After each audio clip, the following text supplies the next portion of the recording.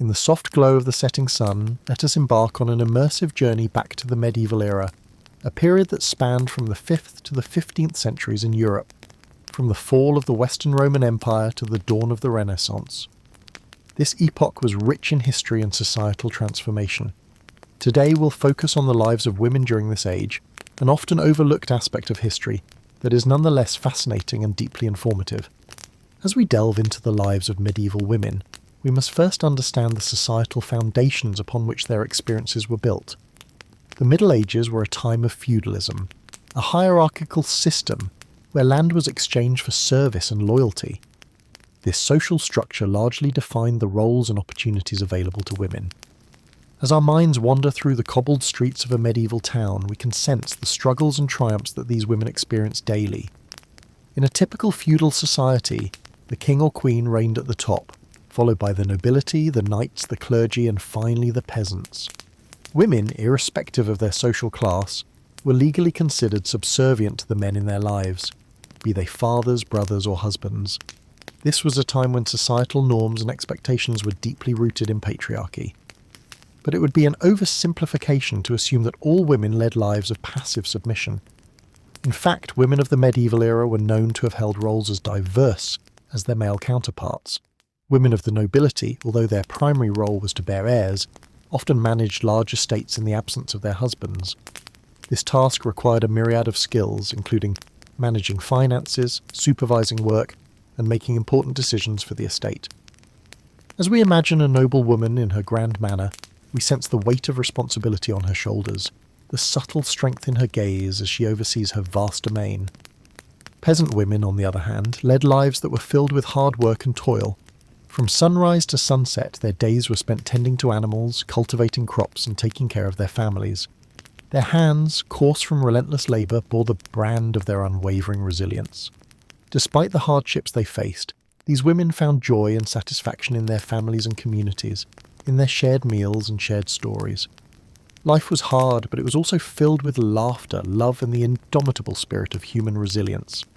Religion played a significant role in the Middle Ages, and this was no different for women. Many women found solace and purpose within the confines of the church. Some became nuns, dedicating their lives to prayer and service, while others were influential figures within their religious communities. The church provided a unique avenue for women to exercise power and influence, an opportunity that was scarce in other spheres of medieval society. Education was limited in the Middle Ages, and this was particularly true for women. However, it would be incorrect to presume that all medieval women were uneducated. Noble women and women of the church often received an education, learning to read and write, to understand Latin, and to study religious texts. In contrast, peasant women were primarily educated in practical skills necessary for their daily lives. As we delve deeper into the intricacies of medieval women's lives, we begin to see the stark differences and surprising similarities with our own lives. The roles, responsibilities, and expectations placed upon them were shaped by their time. But at their core, these women were not so different from us. They loved, they struggled, they persevered, and they dreamed. They were mothers, daughters, wives, and sisters. They were leaders, workers, scholars, and believers. They were women of strength and heart who, in their own way, shape the world we live in today. As the sun dips below the horizon and the stars begin to twinkle in the night sky, we leave the Middle Ages for now with a newfound appreciation for the women who lived during this time. But our journey is far from over, as there are countless more stories to uncover, countless more women whose lives we will explore. For now, close your eyes and imagine the echoes of their laughter, the strength of their spirit, and the richness of their legacy. As you drift off to sleep, let their stories inspire you, comfort you, and remind you of the enduring power of the human spirit. As we continue our journey into the lives of women during the medieval period, let's delve into the societal structure and the roles women played in it. It is essential to note that the Middle Ages spanned a vast period from the 5th to the 15th century, making it impossible to paint a comprehensive picture. However, we can make broad strokes to illustrate the general trends and realities. The societal structure during medieval times was predominantly feudal. The king held the highest rank, followed by nobles, knights, and then peasants, who made up the majority of the population. Women's positions in this hierarchy were defined by their association with men, be it their father, husband, or son. As such, a woman's life and status were largely determined by her birth and marriage. Noble women held a position of relative privilege. They were often educated, although not to the extent of their male counterparts. Their education typically included reading and writing, but the primary focus was on managing a household, a skill deemed crucial for noble women. In the absence of their husbands, noble women were expected to run the manor, overseeing everything from food production to resolving disputes among the servants. Despite their responsibilities, they had little power in the political sphere and were often used as pawns in political alliances and marriages. Like noble women, the lives of peasant women were also dictated by their marital status.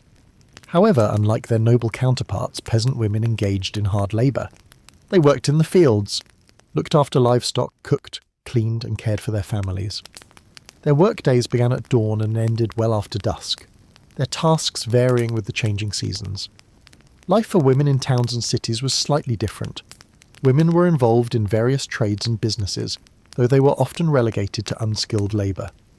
Some women became alewives, brewing and selling ale, while others were bakers, spinners or laundresses. Yet women's work was often less valued compared to men's, and they typically earned less. However, there were exceptions. Some women defied societal norms and expectations, achieving notable success in their fields. For instance, women like Hildegard of Bingen, an abbess, writer and composer, and Julian of Norwich, a mystic, carved out unique roles for themselves, contributing to literature, music and theology. They demonstrated that women, given the opportunity, could excel in spheres traditionally dominated by men. The church played a significant role in the lives of medieval women. Women were viewed through the lens of Christian doctrine, often framed as either saints or sinners. The church reiterated the idea of women being inherently sinful, drawing from the biblical story of Eve. This notion reinforced women's subordinate status, contributing to their marginalisation.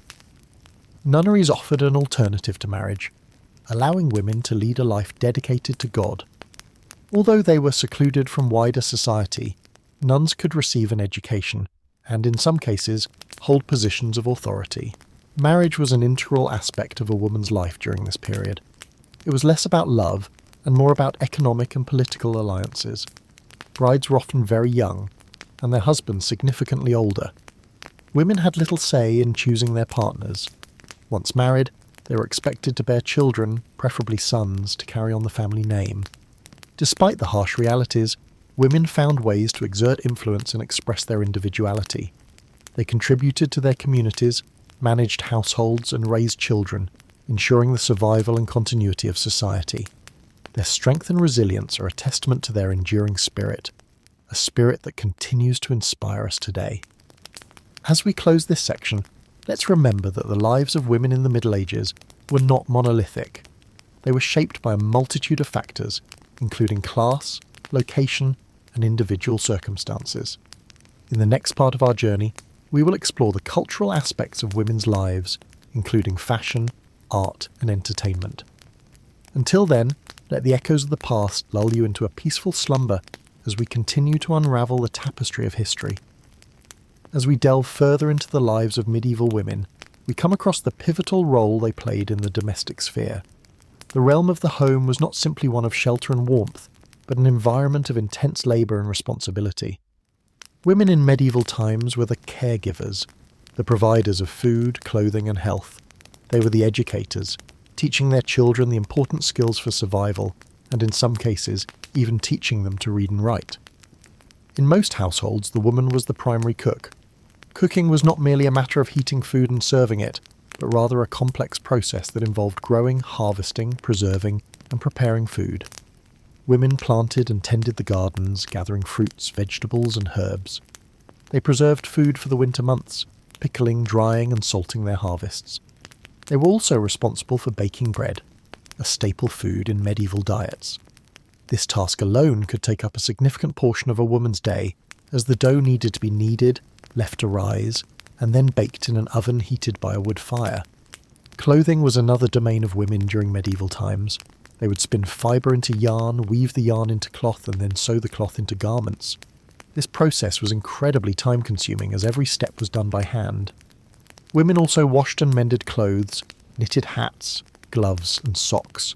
and made shoes and boots from leather. In addition to these tasks, women were also responsible for the health of their families. They were the primary caregivers, tending to the sick and the injured. Women were knowledgeable in the use of herbs and other natural remedies, and they would concoct potions, salves and infusions to treat a variety of ailments. Childbirth, too, was the realm of women. Midwives, often older women who'd given birth themselves, were called upon to assist in the birthing process. But women's responsibilities were not confined to the home. Many worked outside the home as well, contributing to the family income. Women worked as brewers, bakers, alewives and merchants. They ran inns, worked in mills and operated breweries. Some even held positions of power such as abbesses, who were the female heads of monastic communities. Education too was a part of women's lives in medieval times. While it's true that formal education was largely reserved for men, particularly those in the clergy, women were not entirely excluded. Some women, particularly those from wealthy families, were educated by tutors and could read and write. They studied Latin, the language of the church, and they learnt the skills necessary to manage a household, such as accounting and record-keeping. Yet despite these roles and responsibilities, women in the medieval period were not considered equals to men. They were generally considered weaker, both physically and mentally, and were often depicted as being more susceptible to temptation. Women were excluded from political power and were often denied the right to own property. However, some women found ways to challenge these societal norms and carved out positions of power and influence for themselves. As we continue our exploration of women in medieval times, we will encounter stories of such women who defied societal expectations and left their mark on history. We will delve into the lives of queens and noblewomen, of saints and mystics, and of everyday women who navigated the complexities of life in this turbulent yet fascinating period of history. But for now, close your eyes and imagine the bustling activity of a medieval home, with a woman at its heart, orchestrating the rhythm of daily life. Rhythm of daily life. Picture her tending to the garden, kneading dough, weaving cloth, caring for the sick, teaching her children, working her trade. Despite the many challenges she faced, she was the cornerstone of her family and her community, a testament to the resilience and strength of women throughout history. As we continue our journey into the medieval period, we find ourselves exploring the domestic life of women. When we think of the Middle Ages, our minds often conjure images of knights in shining armour and grand castles, but for most women, their realm was the home, the heart of everyday life. Whether they were of noble birth or humble beginnings, women were primarily associated with the domestic sphere, and as such they had considerable responsibilities and duties to fulfill. From dawn till dusk, women in the Middle Ages were tasked with a variety of chores. Preparing food, making clothing and caring for children were all part of the daily routine. They had to be proficient in spinning, weaving and sewing. In the absence of modern conveniences, these tasks were labour-intensive and time-consuming. The spinning of wool, for example, could take up to 9 hours a day, leaving little time for any other pursuits. And yet, despite this heavy workload, medieval women were also expected to maintain a serene demeanour and a pleasant household environment. Cooking was another significant part of a woman's role, and it was often a complex and arduous task. Meals were not as simple as they are today.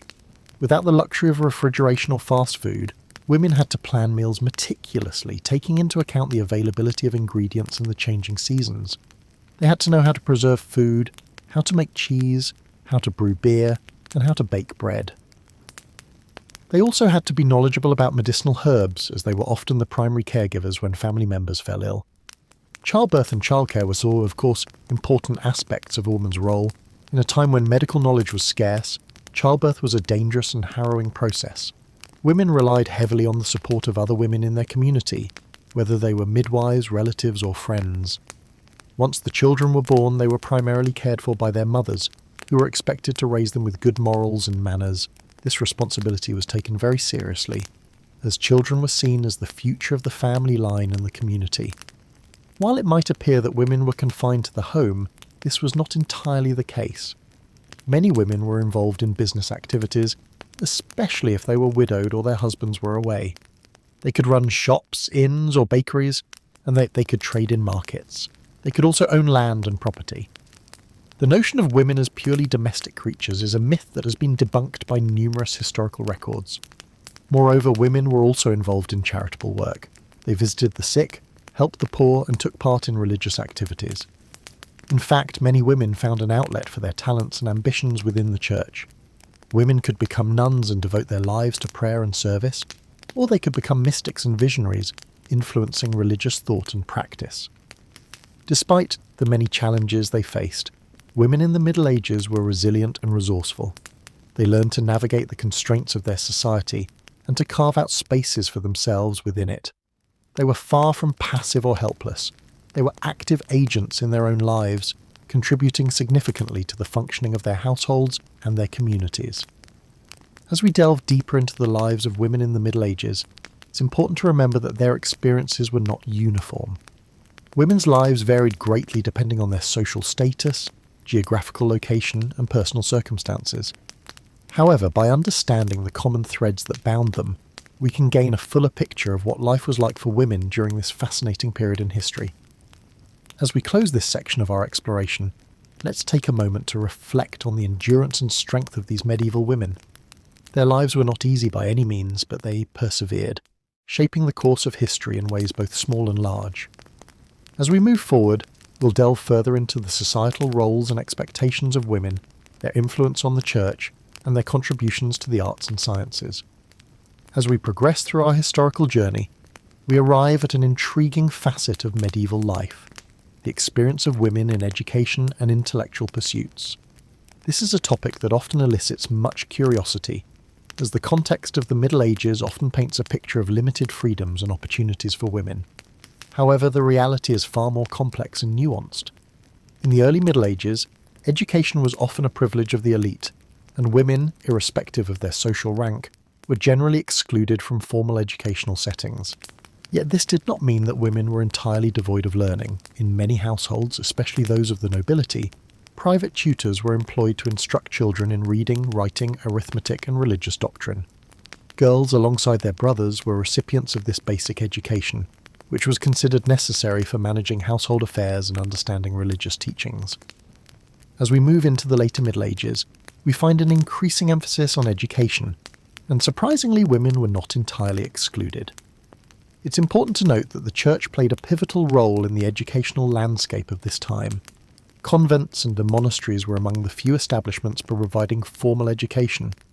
Women who joined these religious institutions had access to learning that was otherwise unavailable to their counterparts in secular society. They could study Latin, read and transcribe religious texts, and even engage in scholarly debates. One such example is Hilda of Whitby, a 7th century English abbess who was known for her wisdom and learning.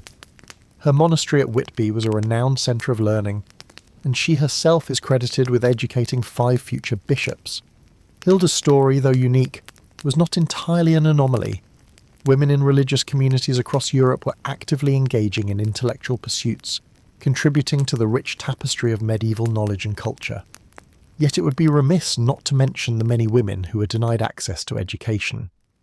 Women of the lower social strata, such as peasants and serfs, were primarily occupied with laborious work, leaving little time for intellectual pursuits. Even for those who had the means and the time, societal norms and expectations often acted as barriers.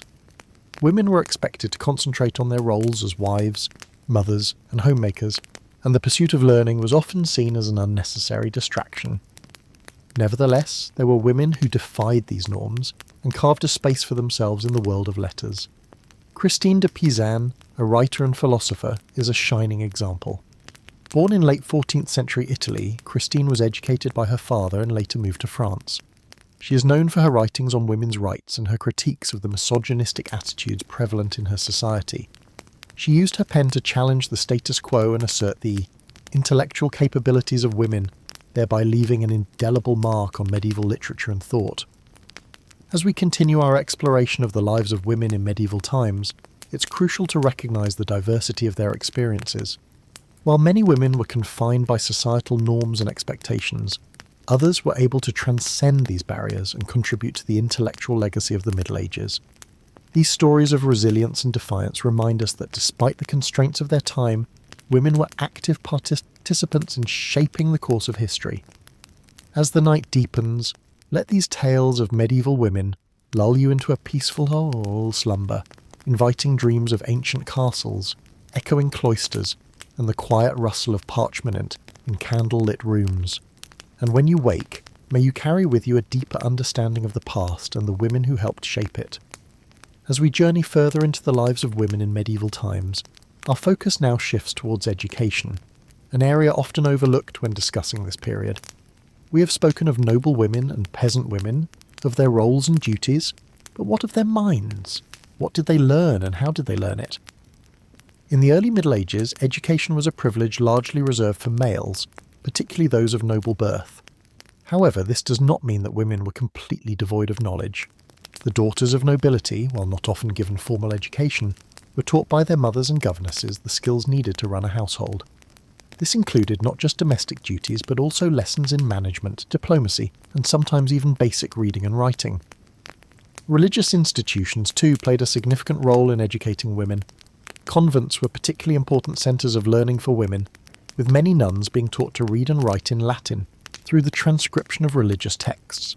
These women were able to contribute to the intellectual culture of the time, albeit in a limited capacity. It was within these hallowed halls of the convent that women could escape the traditional roles society had laid out for them and develop their intellectual abilities.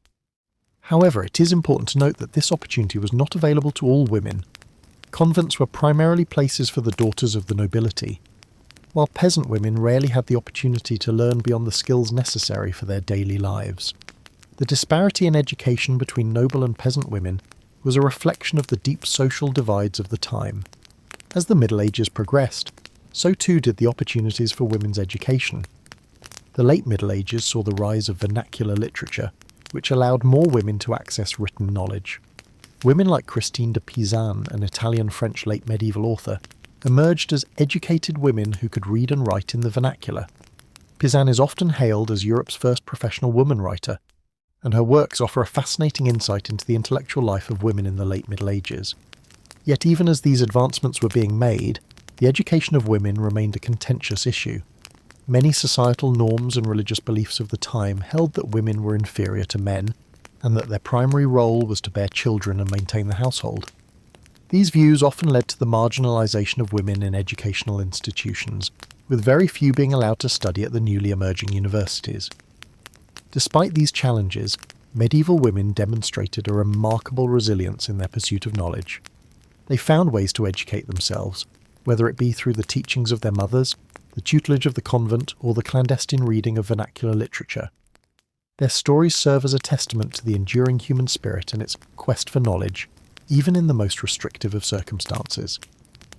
As we move towards a closer look at the roles of women in medieval society, it is essential to remember that these women were not just wives and mothers, but also learners, and sometimes teachers. Theirs were lives of. Complexity and nuance were shaped by the times in which they lived, but also by their own desires and ambitions. As we continue our journey, let us keep these revelations in mind, acknowledging the struggles and triumphs of these women who lived so long ago. Our exploration of women's lives during medieval times is far from over. In the next section, we will delve into the world of work, exploring the roles women played in the economy of the Middle Ages. From the fields to the marketplaces, from the home to the workshop, we will discover the myriad ways in which women contributed to their societies. But for now, let us pause and reflect on the lessons we have learned from the women of the past and the paths they have paved for the women of the future. As we continue our journey back in time to the Middle Ages, we now find ourselves exploring the roles and expectations of women within the realm of education and literacy. While education during this era was not as we understand it today, it played a significant role in shaping the lives of women, particularly those within higher social classes. The opportunity to receive an education was largely determined by a woman's social standing. Noble women were often given the right to education, though it was a privilege not extended to all. Learning was often conducted within the confines of a monastery or a convent, where girls were taught by nuns in a range of subjects such as reading, writing, music, and embroidery. These institutions provided a space for women to learn, create, and express themselves, which was quite a rarity in a time when most of society was dominated by men. Despite the societal limitations imposed on them, some women were able to grasp the opportunity for education and used it to make a significant impact on society. The remarkable Hildegard of Bingen, for instance, was an abbess, artist, composer and writer who is remembered to this day for her religious visions and her contributions to music and literature. However, it is crucial to remember that the majority of women during the Middle Ages were not as fortunate. Women of lower social classes, such as peasants, were typically deprived of any formal education. Their lives were devoted to hard manual labour in fields or at home, where they tended to their families and household chores. Their education was limited to learning practical skills necessary for survival, such as cooking, weaving and brewing. Literacy was another area where the divide between the social classes was starkly evident. While noble women may have had the opportunity to learn to read and write, this was not a common skill amongst the lower classes. Reading and writing were viewed as luxuries, available only to those in religious orders or the upper echelons of society. For peasant women, their illiteracy did not signify a lack of intelligence, but rather a reflection of the social norms and confines of their era. In stark contrast to this, there were women renowned for their intellect and literary contributions. Christine de Pizan, born in Italy and later moved to France, was one of the first women to earn a living through writing. She penned numerous works on a variety of subjects, from romantic ballads to works of feminist literature. Her book, The Book of the City of Ladies, was a groundbreaking piece of feminist literature that defended women and their capacity for learning, challenging the misogynistic attitudes of her time. The Middle Ages also saw the rise of the Beguines, a community of religious women who lived in semi-monastic communities known as beguinages. These women were not nuns, nor were they tied to a specific religious order. They dedicated their lives to prayer and good works, often supporting themselves through various crafts or teaching. Many beguines were well educated and literate, contributing to religious literature of the time. In the realm of education and literacy, it becomes clear that women in the Middle Ages navigated a complex array of societal norms and expectations. Despite the constraints of their time, many women sought knowledge and learning, leaving a lasting impact on the historical record. Their stories remind us of the resilience and adaptability of women who, against all odds, managed to carve out spaces for themselves to learn, create, and contribute to their societies.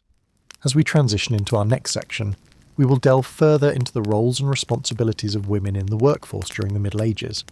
We will explore the various occupations open to women, the challenges they faced, and the invaluable contributions they made to their societies.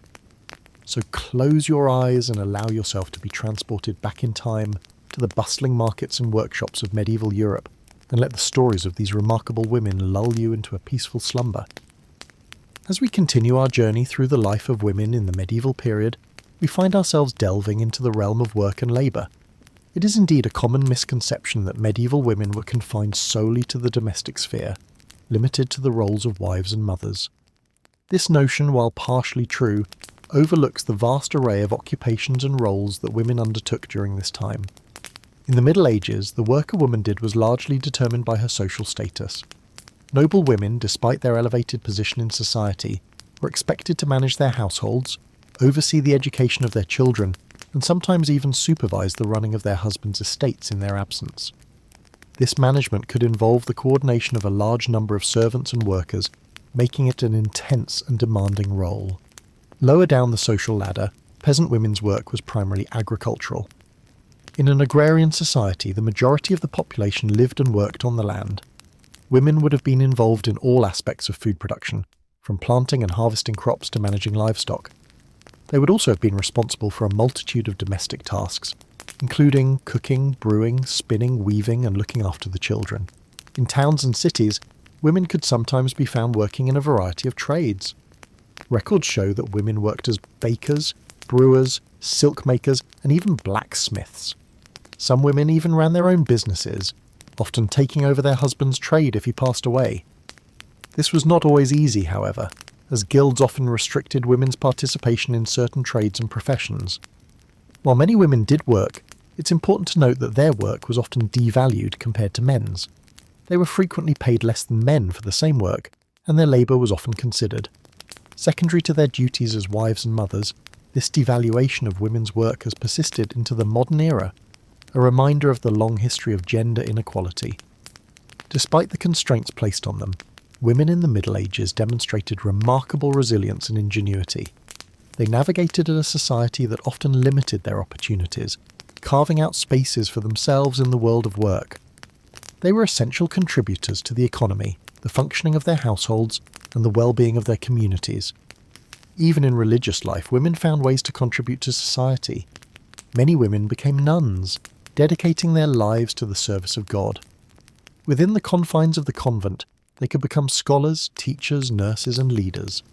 Some, like Hildegard of Bingen, became renowned for their intellectual contributions, writing works on theology, botany, and medicine. As we reflect on the lives of women in the Middle Ages, it's clear that they were far from passive figures. They worked hard, often under difficult conditions, to support their families and communities. Their stories remind us of the strength and resilience of women throughout history, inspiring us to continue striving for gender equality in our own time. In our next section, we'll explore another crucial aspect of life for medieval women: their roles within the family and their experiences of marriage and motherhood. We'll delve into the customs and expectations of medieval marriage, the responsibilities of wives and mothers, and the challenges they faced. As we do, we'll continue to shed light on the complex and often overlooked lives of women in the Middle Ages. As darkness fell across the medieval countryside, a chill would settle in the air, and the sounds of the day would taper off. The women of the household would retreat indoors, their day's work completed, and the family would gather around the hearth for a meal. It was a time for stories, for shared laughter, and for the comforting routine of family life. This was the backbone of medieval society, the basic unit of organisation, and women were at its very heart. The meal would typically consist of hearty, simple fare, the product of the family's own labour. Bread, cheese, and ale were the staples, supplemented by whatever fruits, vegetables, or meats the season allowed. The women of the house would have spent a good part of the day preparing this meal, grinding grain, kneading dough, tending the fire, and stirring the pot. It was hard physical labour, but it was also a deeply ingrained part of their lives, a rhythm they knew as well as their own heartbeat. After the meal, the family might gather around the fire for a time of storytelling and music. The tales they told were rich and varied, drawn from a deep well of tradition and folklore. Women played a crucial role in this oral tradition, passing down stories from one generation to the next, preserving the collective memory and wisdom of the community. They were the keepers of the cultural flame, the guardians of the community's shared identity. Despite the hardships and limitations of their lives, many women in the Middle Ages found ways to exercise agency and assert their individuality. Some became skilled artisans, producing beautiful textiles, pottery, and other goods. Others became healers, using their knowledge of herbs and natural remedies to treat the sick and injured. Still others became nuns, devoting their lives to spiritual pursuits and often gaining a measure of freedom and autonomy not available to their secular counterparts. Indeed, the convent was one of the few places in medieval society where a woman could receive a formal education. The nuns would learn to read and write, to study the scriptures, and to engage in theological debates. They would also learn practical skills like gardening, brewing, and bookbinding. In a world where women's roles were largely defined by their relationships to men, the convent offered a different path, a chance to live a life of the mind and the spirit. But even for those women who remained in the secular world, there were opportunities for learning and intellectual growth. Women often played a key role in educating their children, passing on their own knowledge and skills. They might also learn from their husbands, fathers or brothers, picking up bits and pieces of their trade or craft. And in some cases, women might even take over a family business after the death of their husband, demonstrating their competence and capability in a very public way. Yet for all their strength and resilience, women in the Middle Ages also faced considerable challenges. They were often seen as inferior to men, both physically and intellectually, and their roles were largely confined to the domestic sphere. They had few legal rights, and their social status was largely dependent on their husband or father. In times of conflict or crisis, they were often the ones who suffered most, bearing the brunt of war, famine, and disease. But through it all, women in the Middle Ages showed a remarkable capacity for endurance and adaptability. They found ways to navigate the constraints of their society, to carve out spaces for themselves, to assert their own identity and agency. And in doing so, they shaped the world around them in ways both big and small. The life of a woman in the Middle Ages was not easy, but it was not without its rewards. There was the warmth of the hearth, the companionship of family and friends, the satisfaction of a job well done. There was the rhythm of the seasons, the beauty of the natural world, the joy of song and story, and there was the knowledge that they were part of something larger than themselves, a vast tapestry of human experience stretching back through the centuries. As we delve deeper into the lives of women in the Middle Ages, we find a story of strength and resilience, of creativity and adaptability, of courage and determination. It is a story that resonates across the centuries, echoing in the lives of women today. And it is a story that deserves to be told. And so, as we close this chapter, we are left with a sense of admiration for these women of the Middle Ages who navigated a world that offered them few opportunities with strength, grace, and resilience. In the quiet of the night, as the hearth's fire dwindles and the moon rises high in the sky, we bid them good night, knowing that their stories and their spirit continue to live on. As we continue our exploration of the lives of women during the medieval period, it is essential to remember that the era spanned several centuries and encompassed a variety of cultures and societies, so it is not a one-size-fits-all narrative. Nonetheless, there are common threads and experiences that tie together the life stories of women in this time. In the previous section, we delved into how women's lives were dictated by their social status and the roles they played within their families. Now let's turn our focus towards the experience of women in the realms of education and intellectual life. Education in the Middle Ages was a privilege enjoyed by few, and fewer still were the women who could access it. That is not to say women were entirely excluded from intellectual pursuits. The avenues for women's education were largely tied to their social status and the institutions available to them. Noble women, for instance, were often educated within their households. They were taught the necessary social graces and skills befitting their status, such as managing a household, embroidery, music, and sometimes even reading and writing. These were considered the acceptable areas of knowledge for a woman of noble birth, focused on ensuring she could run a household efficiently and be a gracious hostess. The church also played a significant role in women's education. Convents were among the few places where women could receive a more comprehensive education. Girls sent to convents, usually those from noble families, would learn to read and write. They would be taught Latin, the language of the church, and some even studied philosophy, theology, and the sciences.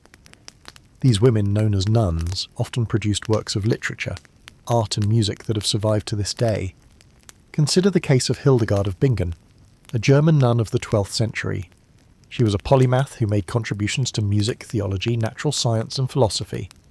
She wrote visionary works and composed liturgical songs, marking her as one of the most remarkable figures of the Middle Ages.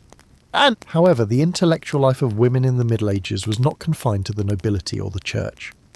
In towns and cities, women could be found in various professions, including teaching. Schools attached to cathedrals and monasteries sometimes employed women as teachers. Although these schools primarily catered to boys, they occasionally admitted girls, providing another avenue for women's education. In addition to formal education, women also engaged in intellectual pursuits through informal means. Storytelling and folk wisdom passed down from generation to generation carried the collective knowledge of women. They knew about medicinal herbs, childbirth techniques, and practical solutions to everyday problems. This knowledge, though not recognised as formal education, was critical in the functioning of households and communities. Despite these opportunities, it is important to note that the majority of women during the medieval period remained uneducated. Literacy rates among women were significantly lower than among men. The prevailing societal norms and limitations placed on women's access to education played a significant role in this disparity. Yet the women who defied these norms and pursued education often left a lasting impact. Their contributions to literature, science, philosophy, and other fields of knowledge are testaments to their intellectual capabilities and resilience. They carved out spaces for themselves in a world that often sought to limit them, leaving a legacy that has endured through the centuries. As we close this section and prepare to journey further into the world of medieval women, let us remember these women, their stories, and their indomitable spirit. It serves as a reminder of the potential that lies within each individual, waiting to be nurtured and expressed, regardless of the constraints of their time. In the next section, we shall explore the roles and experiences of women in the workforce during the medieval period, a topic that offers further insight into the diverse experiences of these women. So as your eyes grow heavy and your body relaxes into the comforting embrace of your bed, allow the tales of these extraordinary women to accompany you into the realm of dreams, where perhaps you might meet them in the grand tapestry of history. It's a common assumption that all medieval women, regardless of their social rank or geographical location, lived lives of confinement and hardship, devoid of any semblance of power or influence. However, this blanket portrayal doesn't wholly represent the reality of women's experiences during the Middle Ages. While it's true that societal norms and religious doctrines often undermined their status, women in various capacities found ways to navigate these constraints, demonstrating resilience and resourcefulness. In the realm of work, women were involved in a variety of occupations. They were not solely confined to the domestic sphere, as is often depicted. Indeed, some were engaged in tasks directly related to the home and family, such as cooking, cleaning, and child-rearing, but many women also contributed economically to their households. They worked in fields, tended to animals, and helped to manage family businesses. In urban settings, women could be found in a range of professions, from brewing and baking to weaving and midwifery. Some even ran their own businesses, a testament to their entrepreneurial spirit. In the higher echelons of society, noble women held positions of considerable power and influence. They managed large estates, oversaw the household staff, and in the absence of their husbands, they could exercise power as regents, governing in their stead. Some queens, such as Eleanor of Aquitaine and Matilda of Tuscany, are renowned for their political acumen and leadership skills, proving that women were more than capable of ruling in a male-dominated world. Education, though not universally accessible, was not entirely out of reach for women either. In monastic communities, nuns received instruction in Latin, scripture studies, and sometimes even sciences, making these institutions important centres of female learning. In aristocratic families, girls were taught by private tutors, gaining knowledge in languages, music and literature. However, it's important to note that life in the Middle Ages was not without its hardships for women. The societal norms of the time were deeply entrenched in patriarchal values. Women were seen as inferior to men both physically and mentally, and were expected to be obedient and subservient. This was reflected in the legal system, where women had limited rights.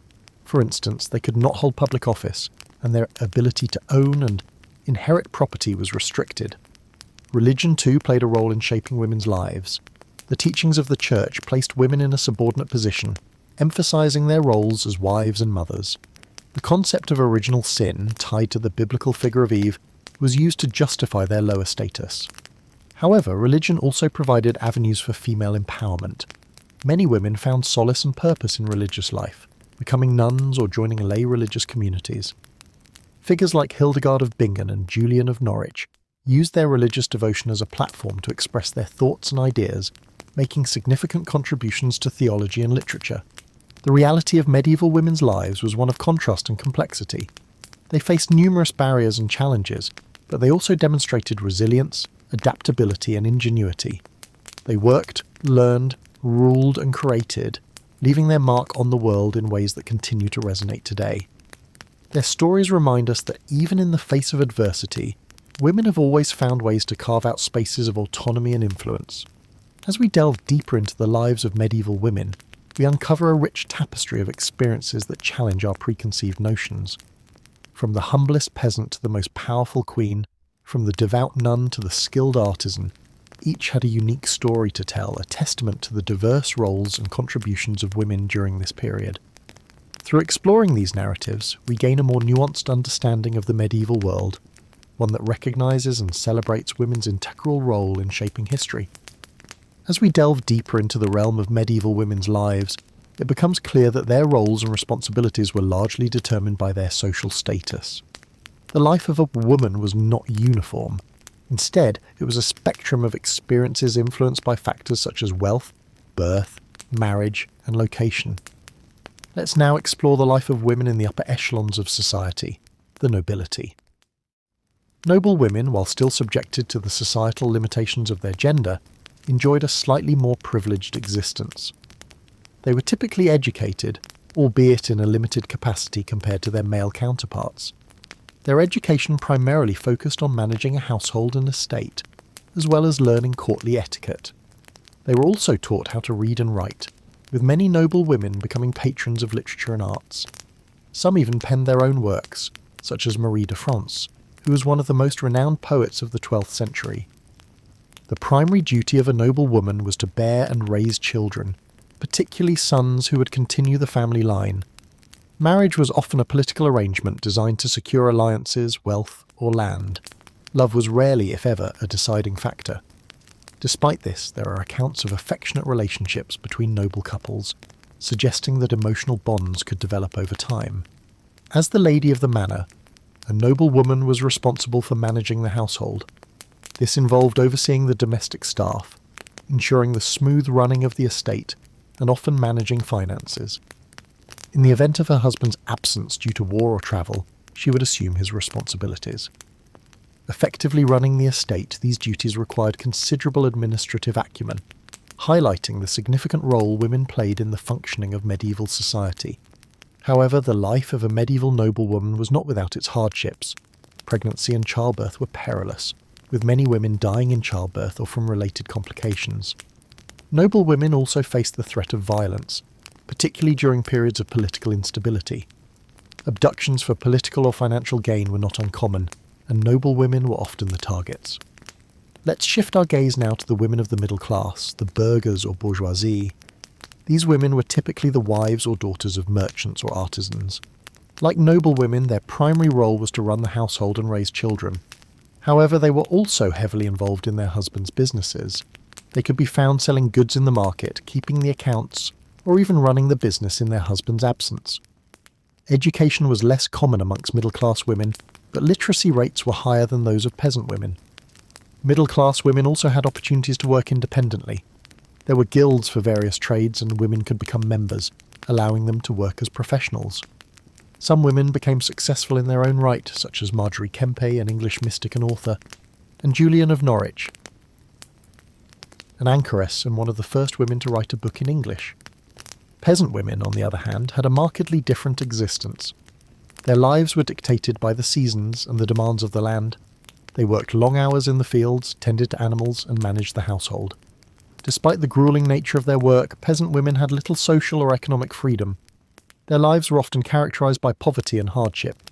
Despite the stark differences in their lifestyles, all medieval women shared some common experiences. They all lived in a society that valued them less than men, and their opportunities were limited by their gender. However, they found ways to exert influence and control over their lives. Whether as a lady of the manor, a guild member, or a peasant, women played a crucial role in the functioning of medieval society.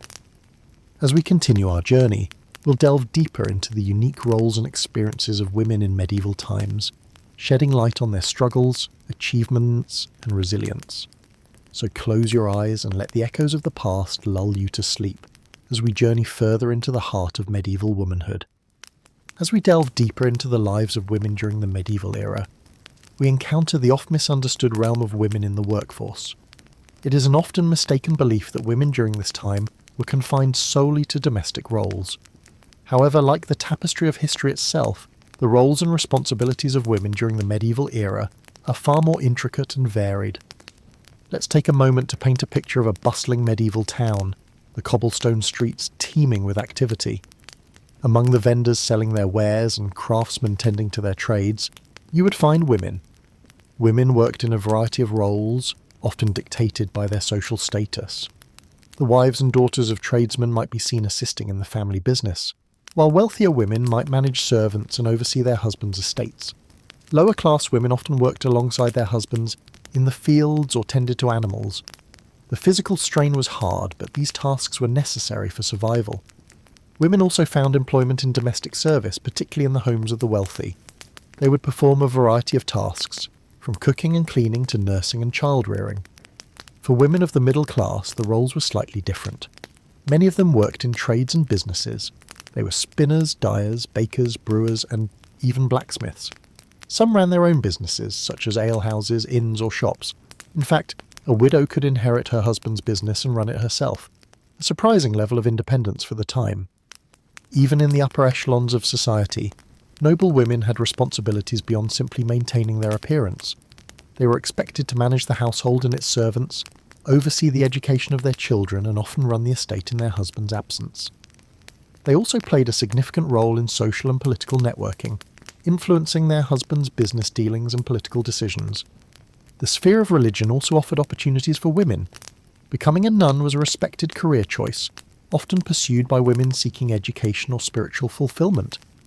In the monastery, they could gain literacy and learn various skills.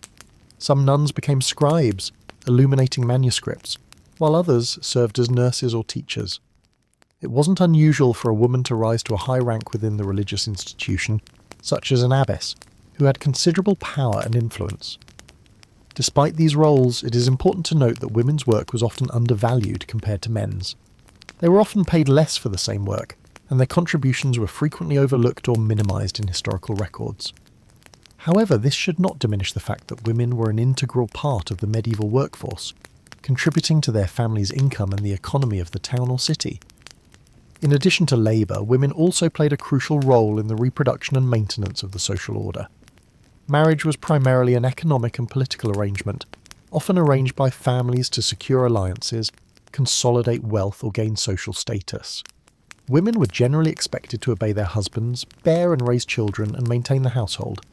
However, they also had certain legal protections and could own property, and in certain circumstances, they could seek separation or divorce. Despite the challenges and constraints they faced, women in the medieval ages found ways to exert influence and assert their agency. They worked, they managed, they created, and they endured. Their lives were far from easy, but they were not merely passive observers of their fate. They were active participants in their world, shaping and being shaped by the forces of history. As we continue our journey through the medieval era, we will see more of how women navigated the complexities of their time, finding strength and resilience in the face of adversity. The tapestry of history is rich and complex, and the threads woven by the women of the medieval era are a vital part of that intricate design. The echoes of their lives resonate in our world today, reminding us of our shared history and the enduring power of the human spirit. As you drift off to sleep, let your thoughts wander through the streets of a medieval town, following the footsteps of the women who once walked there. As we navigate through the annals of history, we find ourselves now in the realm of medieval women's experiences with education and intellectual pursuits. While it is true that many historical accounts of this period focus on the deeds and exploits of men, it would be a gross oversimplification to assume that women were absent from the intellectual life of the Middle Ages. Education in medieval times was not a universal right, but rather a privilege only accessible to the wealthy or those in religious orders. However, it is important to note that women were not entirely excluded from this privilege. While it was rare for women to receive formal education, it was not unheard of. Daughters of nobility and the upper classes were sometimes given the opportunity to learn reading, writing, and arithmetic. They were also taught to manage household affairs, which could be a complex task in a large estate requiring knowledge of accounts, management of servants, and often intricate social protocol. In the realm of academia, women mostly remained on the sidelines, but there were exceptions. Women like Hildegard of Bingen, an abbess, mystic, philosopher, and musician, defied societal norms and contributed significantly to the intellectual discourse of the time. Her holistic approach to health, spirituality, and the natural world was revolutionary for her time and continues to be studied today. She wrote numerous works on the subjects as diverse as theology, botany, and music, offering a glimpse into the intellectual capabilities of women during this era. The medieval period was also when the tradition of female mystics began to flourish. Julian of Norwich, an English anchorite, is known for her book Revelations of Divine Love, believed to be the first book written in English by a woman. These women, often part of religious orders, explored their spirituality and shared their insights in writings that have become integral to understanding the religious thought of the Middle Ages. In the realm of literature, women also made their mark. Marie de France, a poet from the 12th century, is one of the earliest known female poets writing in French and Old English. She penned Laïs, a form of lyrical narrative poetry that often explored courtly love and chivalric adventure. Her works offer a rich tapestry of medieval life, embodying a female perspective that was uncommon in literary works of the time. For many women, however, education was informal, passed down through generations. Skills such as weaving, brewing, and herbalism were taught from mother to daughter or within communities. Women were the keepers of practical knowledge necessary for everyday survival, and their wisdom often extended well beyond the home. They served as midwives, healers, and wise women, roles that required extensive knowledge of herbs and medicine. Despite the constraints placed on them, the women of the Middle Ages found ways to engage with intellectual pursuits. They navigated societal norms and expectations, finding loopholes and pushing boundaries to garner knowledge and express their thoughts. This era saw the emergence of strong, learned women who defied the limitations of their time, demonstrating that. The thirst for knowledge and the desire to contribute were not exclusive to the male domain.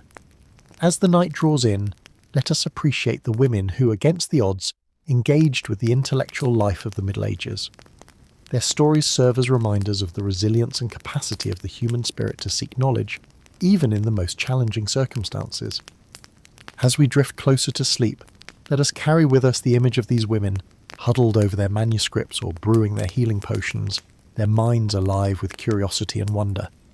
In a world that often sought to limit them, these women, like the stars that begin to twinkle in the night sky, were points of light in the vast expanse of history, their contributions illuminating paths for the women who would follow in their footsteps. In the next section, we will explore women's roles in medieval society, focusing on their work and occupations. While many women were confined to their homes, others ventured out into the world, taking on roles and responsibilities that challenged the societal norms of their time. As you drift off to sleep, let the stories of these remarkable women lull you into a peaceful slumber, their strength and resilience serving as a testament to the power of the human spirit. As we continue our journey into the lives of women in medieval times, we arrive at the pivotal role that religion played. The church was not just a place of worship during this period, it was the centre around which all life revolved. For women, the church offered several paths and opportunities. There were women who chose to dedicate their lives to the service of God, living as nuns in a convent. This was a significant choice, for it meant renouncing all worldly possessions, family ties, and the prospect of marriage. Cloistered away in their convents, these women led lives of prayer and contemplation. They followed a strict daily routine that included communal prayer, private meditation, and work that benefited the convent, such as tending to the herb garden, nursing the sick, weaving and brewing. The nuns were also educated, a rarity in a time when literacy was not common, especially among women. They read and wrote in Latin, copied manuscripts, and produced beautiful works of religious art. Women who were not cloistered away in convents had different religious responsibilities. They were expected to attend Mass regularly, observe the holy days, and follow the Church's teachings on morality and conduct. They were also tasked with the religious education of their children, instilling in them the principles and stories of the Christian faith. Not all women, however, found their place within the confines of the Church's teachings. There were women who were healers, midwives and herbalists who held knowledge passed down from generations. Their work was often viewed with suspicion, as it was not always in line with the Church's understanding of the world. Some of these women were even accused of witchcraft, a grave crime that could lead to their execution. The Church also had a significant influence on women's legal rights. Canon law, the law of the Church, had clear positions on issues such as marriage, divorce and inheritance, which heavily impacted women's lives. While a woman could own property in her own right, her legal status was often tied to that of her husband or father. Marriage was viewed as a sacrament, a holy bond between a man and a woman. The Church expected women to be obedient to their husbands, as they were considered the spiritual heads of the household. Divorce, while technically possible, was difficult to obtain and carried a heavy social stigma. Furthermore, women who were divorced or widowed often found themselves in a precarious situation, as they were dependent on the goodwill of male relatives for their survival. Despite these challenges, there are instances of women who wielded considerable power during this period. Queens and noblewomen often acted as regents, ruling in the stead of their underage sons or absent husbands. They managed estates, brokered political alliances, and even led armies. Their power, however, was often dependent on their relationship with a man, and they faced constant scrutiny and criticism for stepping outside the prescribed roles for women. In the world of commerce too, women played a part. While they were not as common as male merchants or tradesmen, there were women who ran their own businesses. They were bakers, brewers, weavers, and even moneylenders. These women were often widows who had taken over their husband's business after his death. They faced numerous obstacles, from the reluctance of male merchants to do business with them, to the legal restrictions that limited their ability to enter contracts or borrow money. The lives of women in medieval times were shaped by the church, the law, and societal expectations. They navigated a world that was often harsh and unforgiving, finding ways to survive and even thrive Their stories are a testament to the resilience and resourcefulness of women throughout history. As we peel back the layers of the medieval world, we find a rich tapestry of lives lived with courage and conviction. With the passing of time, the societal norms and regulations of the medieval age began to evolve, and women found themselves shouldering a different set of expectations. The later Middle Ages saw the emergence of a new kind of woman, one who was not confined to the home, but was instead engaged in various economic activities. In this era, we witnessed the rise of women as shopkeepers, bakers, brewers, and even as moneylenders. Although these roles were still rather limiting, they did provide women with a certain degree of financial independence. In towns and cities, women could be found engaging in a wide array of trades. They were tailors, candle makers, weavers, and silk workers. They were also employed in the food industry as bakers, brewers, and butchers. A woman could also run a stall in the market, selling everything from fresh produce to handcrafted goods. The Black Death, which swept through Europe in the mid-14th century, also opened up new opportunities for women. With so many lives lost, labour was in high demand and women stepped in to fill the void. But this increased participation in economic activities did not alter the traditional perception of women as fundamentally inferior beings. Despite their contributions, women were still subjugated and their work was often undervalued. In many cases, women were paid less than men for doing the same work. They were often subjected to discriminatory laws and practices. For instance, if a woman were to commit a crime, her husband would be held responsible for her actions. One of the most fascinating phenomena of the later Middle Ages is the emergence of women as moneylenders. With their husbands off fighting in wars or on crusades, women were left in charge of the family's finances. They would lend money to those in need, charging interest on the loans. This practice not only provided women with a source of income, but also granted them a certain degree of power within their communities. However, these women were often the target of criticism and suspicion. They were seen as shrewd and manipulative, and their activities were regarded with distrust. In addition to their economic roles, women also played crucial roles in the religious life of the Middle Ages. Many women joined religious orders, becoming nuns and dedicating their lives to prayer and service. Some women even founded their own religious communities, such as Hildegard of Bingen and Clare of Assisi. These women were revered for their sanctity and wisdom, and their writings have had a profound impact on Christian theology. Yet even within the church, women were subjected to discrimination. They were barred from holding positions of authority, and were often relegated to roles that kept them in the background. Despite this, some women managed to rise above these restrictions and make their voices heard. Julian of Norwich, for instance, was a mystic and theologian whose writings have had a lasting impact on Christian thought. Towards the end of the Middle Ages, the status of women began to decline. The advent of the printing press, for instance, resulted in the loss of many jobs traditionally held by women. The Reformation also brought about a shift in societal attitudes towards women. The ideal of the obedient, submissive wife became more prevalent, and women were increasingly confined to the home. Yet despite these setbacks, women continued to play vital roles in society. They were mothers, wives, and workers. They contributed to the economy and to the spiritual life of their communities. They faced adversity with resilience and tenacity, and though their stories are often overlooked, they are an integral part of the rich tapestry of the Middle Ages. Indeed, the lives of women in the Middle Ages were shaped by a complex interplay of societal norms, religious beliefs, and economic realities.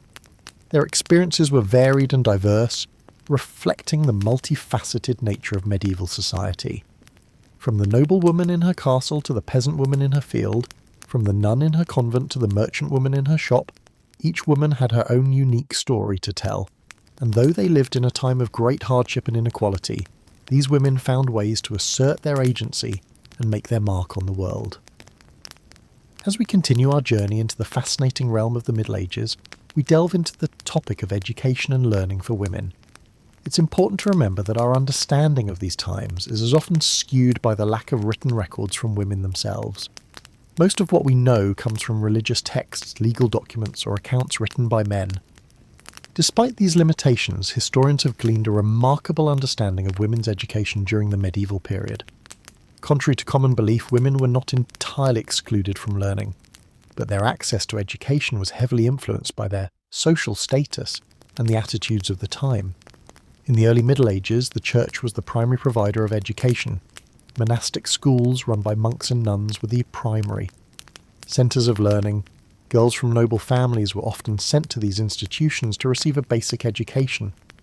These girls learned to read and write in Latin, and were taught the Psalms and other religious texts. However, their education was not solely focused on the spiritual. They were also taught practical skills such as weaving and embroidery, which were deemed suitable for women. As we move into the High Middle Ages, the rise of universities dramatically changed the landscape of education. While these institutions were overwhelmingly male-dominated, women were not entirely barred from these seats of learning. In fact, there are records of a few women who were able to defy societal norms and receive a higher education. These were exceptional cases, and often required extraordinary circumstances, such as the support of a powerful male relative or the willingness to live a life of celibacy. For the majority of women, however, education was a more domestic affair. Girls were taught by their mothers and other female relatives, learning the skills needed to run a household. They learned to spin and weave, to preserve food and brew ale, to manage servants and oversee the family's finances. These skills were not deemed less important than the academic knowledge taught in schools. In fact, in many ways they were considered more valuable, as they directly contributed to the survival and prosperity of the family. Education for women was not just about learning practical skills, but also about understanding societal norms and expectations. Women were taught their place in society and the behaviours expected of them. In particular, they were taught the virtues of chastity, obedience, and silence. These lessons were reinforced through religious teachings, which emphasised the importance of these virtues for women. However, despite these restrictions, women found ways to express themselves and contribute to society. They found creative outlets in the arts and crafts, in the writing of letters, and the creation of household goods. Some women became influential figures in their communities, using their knowledge and skills to shape societal norms and values. In cities, women had more opportunities for learning and self-expression. They could join guilds, which provided a sense of community and offered opportunities for learning and advancement. Some women even became successful business owners, managing their own shops and trading goods. These women were often widows who had inherited their husband's business, but there were also cases of unmarried women or wives who ran businesses independently of their husbands. As we conclude this section, it's important to remember that while the Middle Ages were a time of restrictions and limitations for women, they were also a time of resilience and adaptability. Women found ways to navigate the constraints of their society, using their knowledge and skills to carve out a place for themselves. They may not have had the same opportunities as men, but they were not passive observers of their own lives. They were active participants shaping their world and leaving a legacy that continues to inspire us today. As we settle into a comfortable silence, let the soothing rhythm of history lull you into a peaceful sleep. We will continue our journey into the lives of medieval women in the next section, exploring their roles in religion and spirituality. Until then, let the tales of these resilient women inspire dreams of strength and perseverance. Good night. As we delve deeper into the lives of medieval women, we cannot overlook the significant role they played in the religious sphere. The church was a fundamental institution during the Middle Ages, and for women it offered some of the few opportunities for literacy, influence, and a degree of independence. In this context, it's essential to highlight the lives of nuns. The convent was one of the few places where a woman could receive an education. Here, they not only learned to read and write, but could also study theology, music, and the sciences. Nuns became scribes, illuminating manuscripts with delicate precision and artistry. Some of the most beautiful medieval manuscripts we have today are the work of these devout women. In contrast to the limited opportunities outside, the convent provided a degree of freedom. As nuns, women could hold positions of authority, become abbesses, and manage large estates. They could exercise a degree of power and control that was often denied to their secular counterparts. However, this life was not for everyone. The vows of poverty, chastity, and obedience that nuns took were demanding. The strict discipline and the austere lifestyle could be harsh and unyielding. But for some women, the spiritual rewards outweighed the physical hardships. These women found in the convent a sanctuary from the challenges of the world outside. It is also worth mentioning the Beguines, a lay religious movement emerged in the 12th century. These were women who lived in semi-monastic communities, dedicating their lives to prayer and charitable works without taking formal vows. The Beguines were particularly active in the Low Countries and Germany, and their communities known as beguinages provided an alternative to marriage or the convent for many women. On the other hand, women also played a crucial role in promoting religion in the domestic sphere. As wives and mothers, they were responsible for the spiritual well-being of their households. They taught their children the rudiments of the faith, ensured their families attended Mass, and observed the necessary religious festivals and fasts. In a more mystical sense, the Middle Ages also saw an upsurge in female mystics and visionaries. Women like Julian of Norwich, Marjorie Kempe and Hildegard of Bingen have left us with some of the most profound and moving accounts of religious experience from this period. Their writings offer us a deep insight into the spiritual lives of medieval women. Yet even within the Church, women faced limitations. They could not become priests or bishops, and their voices were often marginalised. Women who stepped outside of the traditional boundaries could face harsh consequences. For instance, Marguerite Porete, a Beguine from northern France, was burned at the stake for heresy in 1310. Overall, the Church offered both opportunities and constraints for medieval women.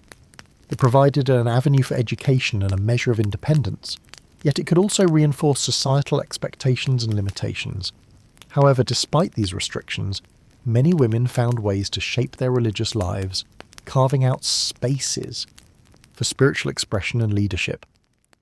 In the next section, we will explore the roles women played in the economy and the professions during the Middle Ages. We'll delve into the world of alewives, midwives and merchant women, illuminating another facet of women's lives during this period. As you drift into sleep, let the stories of these remarkable women linger in your thoughts, painting a vivid picture of a world that was both challenging and full of possibilities.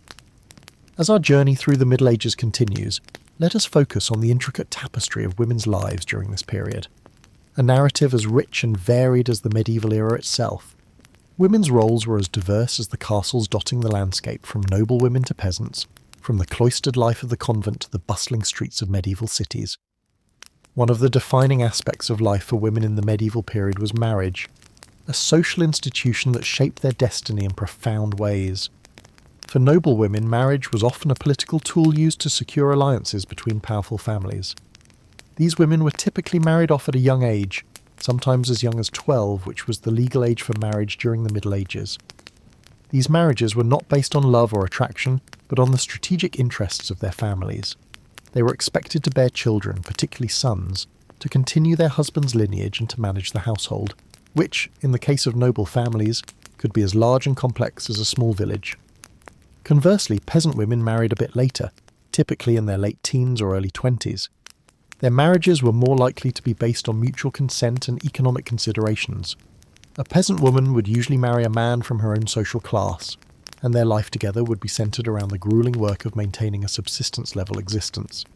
These women worked alongside their husbands in the fields, tended to animals, maintained the home and took care of children. Despite the relative freedom peasant women had in choosing their husbands, their lives were far from easy. The daily grind of life in the Middle Ages was harsh and unrelenting. Women were expected to give birth to many children, as infant mortality was high and the extra hands were needed for work. This constant cycle of childbirth and work took a significant toll on women's health. However, not all the women in the Middle Ages were wives and mothers. Some chose or were chosen to lead a religious life in convents. These women, known as nuns, lived lives of prayer and contemplation, secluded from the outside world.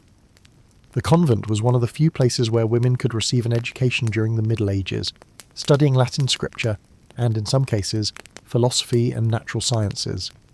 Some convents even became centres of cultural and intellectual life, with nuns producing beautiful manuscripts and contributing to theological debates. Life in the convent was not without its hardships. Nuns took vows of poverty, chastity and obedience, renouncing worldly pleasures and dedicating their lives to God. They lived in communal dormitories, prayed several times a day, and performed manual labour. Despite these challenges, the convent offered a degree of autonomy and intellectual stimulation that was rare for women in the Middle Ages. Within the bustling medieval cities, women played a crucial role in the economic life of the community. They were integral in trades such as brewing, baking, and textile production. Some women even ran their own businesses, managing staff and negotiating contracts. Despite the many restrictions placed on women during the Middle Ages, These examples hint at the diverse roles women played and the spaces they carved out for themselves. Their lives were shaped by the social, economic and religious norms of the time, but within these constraints, they were able to exert influence and shape their own destinies. As we continue to delve deeper into the intricate tapestry of women's lives in the Middle Ages, we will uncover more about their roles, their challenges, and their triumphs. From noble women to peasants, from nuns to city dwellers, each had a unique story to tell, each left a mark on the world they inhabited. So let's allow the gentle rhythm of their lives lull us into a deeper understanding of their world, and in doing so, may we find a peaceful slumber. In the Middle Ages, women were largely defined by their roles in society, often associated with their marital status or their religious affiliation. Marriage was a fundamental aspect of a woman's life, with most girls being betrothed by the age of 12 or 13. Betros was similar to modern-day engagements, but with a greater degree of commitment. They were legally binding contracts that could only be broken under very specific circumstances.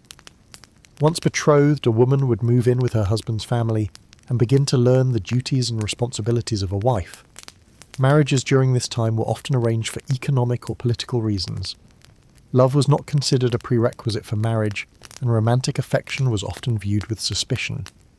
However, it's important to note that this did not mean love and affection were absent from medieval marriages. There are numerous historical accounts and pieces of literature from this period that demonstrate genuine affection and even passion between husband and wife.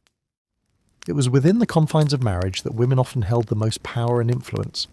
They were expected to manage the household, which included overseeing the servants, maintaining the family's finances, and ensuring the welfare of the children. In the absence of their husbands, women could act as their representative in legal and financial matters. This gave them a certain amount of autonomy and authority, albeit within a very restricted scope. However, not all women were destined for marriage. Some chose to enter religious life, becoming nuns or abbezones. Life in a convent offered an alternative to the traditional roles of wife and mother, providing women with an opportunity for education and spiritual development. Despite the strict rules and regulations that governed convent life, many women found a degree of freedom and autonomy within the cloistered walls that was not available to them in the outside world. The Middle Ages also saw the rise of the female mystic. These were women who claimed to have direct personal experiences of the divine. Their visions and revelations were often recorded and disseminated, providing them with a platform to express their spiritual insights. Despite the potential risks, accusations of heresy were not uncommon. Many of these women became influential figures in their communities and beyond. Women during the Middle Ages also worked. They could be found in a variety of occupations, from brewing and baking to weaving and spinning. Some women even ran their own businesses. However, their work was often undervalued and underpaid. Despite this, it provided them with a source of income and, in some cases, a degree of independence. It's also worth noting the role of women in medieval warfare. While they were not typically combatants, women played crucial roles in supporting their armies. They cooked, cleaned, and tended to the wounded. Some even acted as spies or messengers. There are also accounts of women who donned armour and took up arms in defence of their homes and families.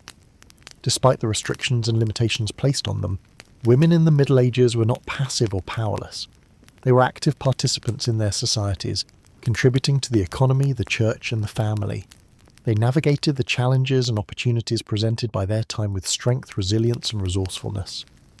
In conclusion, life for women in the Middle Ages was a complex interplay of societal expectations, religious beliefs, and personal agency. While their roles and opportunities were significantly constrained by the patriarchal norms of the time, they found ways to exercise power and influence within their given spheres. Whether as wives, mothers, nuns, mystics, workers, or warriors, women in the Middle Ages were integral to the functioning and survival of their societies. They were, in every sense, the unsung heroes of their time. As we delve deeper into our exploration of the life of women during medieval times, we find ourselves now in the bustling markets of the towns and cities. It was here, in these vibrant centres of commerce and social interaction, that many medieval women found their place in society. As one might imagine, the marketplace was a busy, lively place filled with the aromas of freshly baked bread, ripe fruits, and an array of other goods. While the notion of the medieval period often conjures up images of women confined to the domestic sphere, In reality, quite a number of them were active participants in the economic life of their towns. Women could be found selling everything from food and drink to textiles and even services such as laundry and nursing. They were bakers, brewers, butchers, and candlestick makers. Some women even managed inns or taverns. These women, often widows, were respected and integral members of their communities, capable of running a business and maintaining a household. A good example of this can be found in the records of the time. Take, for instance, the case of Marjorie Kempe, a 15th century businesswoman who ran a brewery and a grain mill.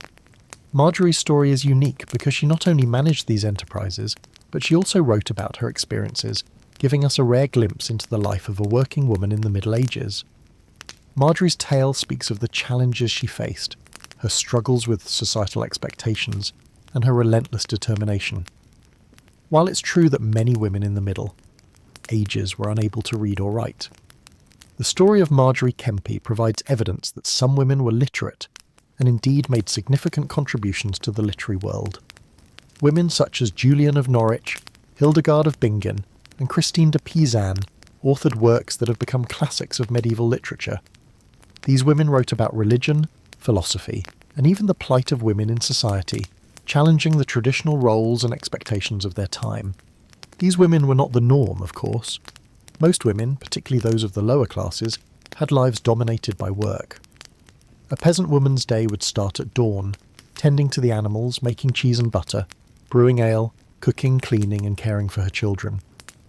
It was a relentless, physically demanding lifestyle, with little time for rest or leisure.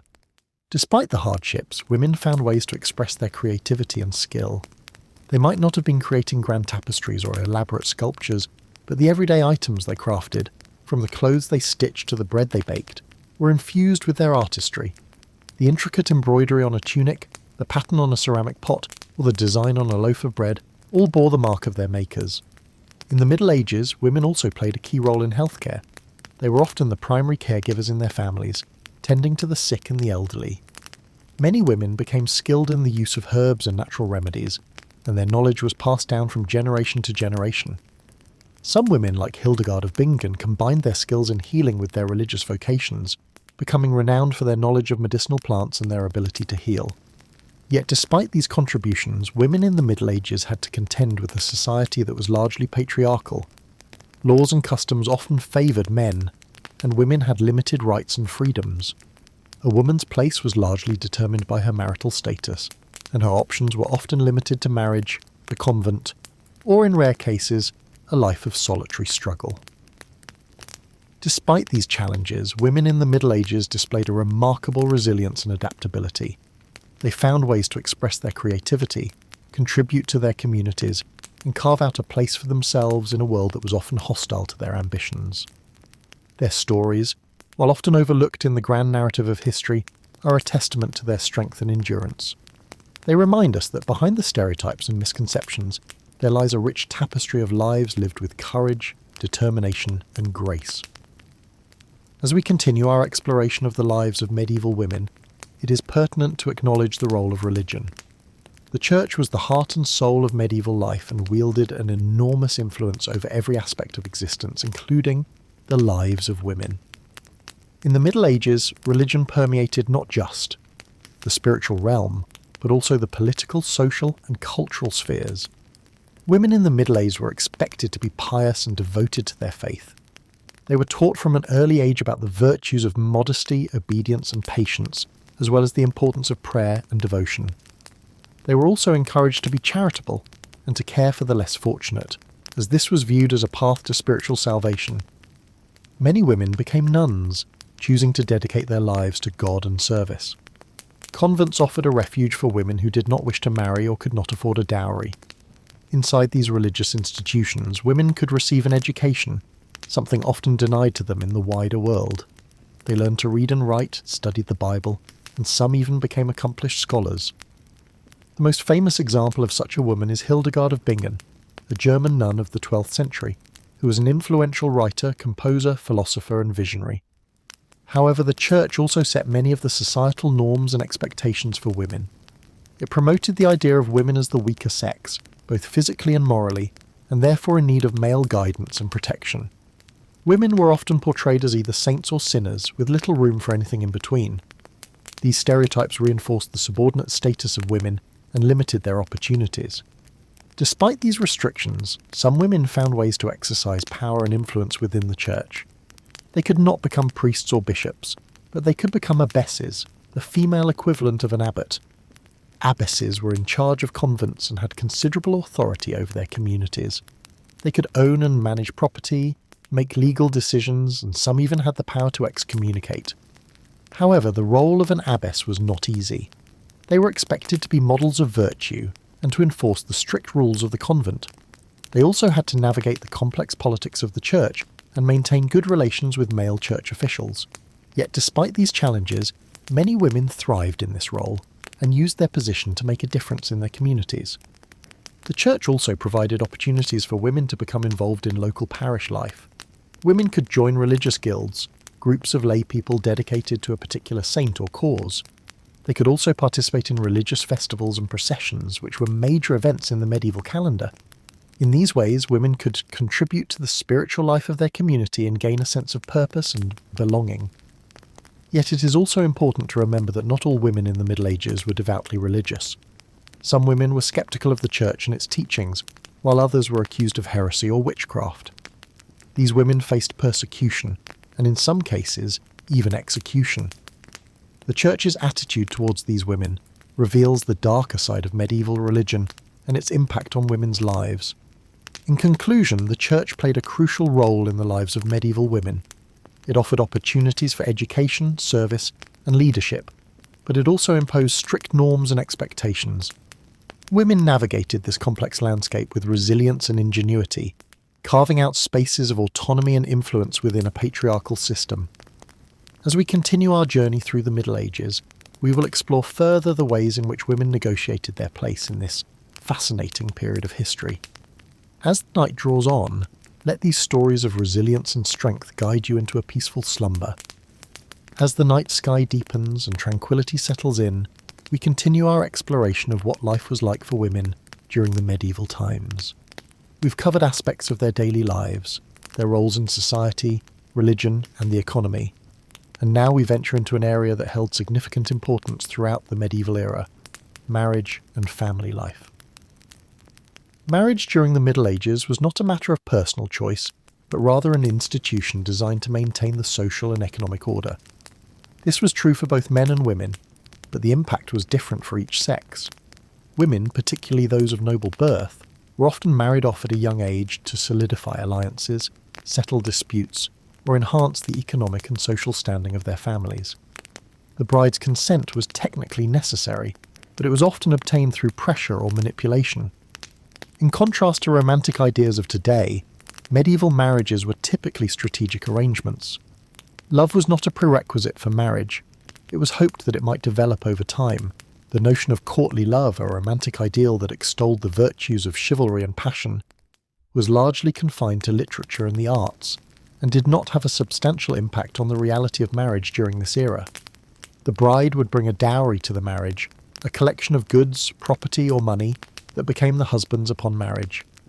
This dowry system served not only as a form of economic security for the woman, but also as a way to attract desirable suitors. Once married, a woman's main duty was to bear children. The high infant mortality rate and the need for heirs meant that women were often pregnant. In addition to childbearing, women were expected to manage the household. This included tasks such as cooking, cleaning, and supervising servants, but also involved managing the finances and maintaining the estate in her husband's absence. Despite the constraints and challenges faced by medieval women, they were not passive or powerless. They held positions of influence within the household, and their work was vital to the survival and prosperity of their families. Moreover, some women were able to exercise power in other ways. For example, a widow could inherit her husband's property and title, and could wield considerable influence. The church also offered opportunities for women. While it's true that the medieval church was a patriarchal institution, it did offer women certain roles and positions of authority. Women could become nuns, and within the cloistered walls of a convent, they could study, write, and participate in intellectual and spiritual pursuits that were often denied to them in the secular world. At the end of the day, life for women in the Middle Ages was complex and varied. It was shaped by a multitude of factors, including social status, geographical location, and individual circumstances. Women faced many challenges, but they also found ways to navigate the complexities of their world. So, as we delve deeper into the night, let's reflect on the resilience, adaptability, and strength of these medieval women.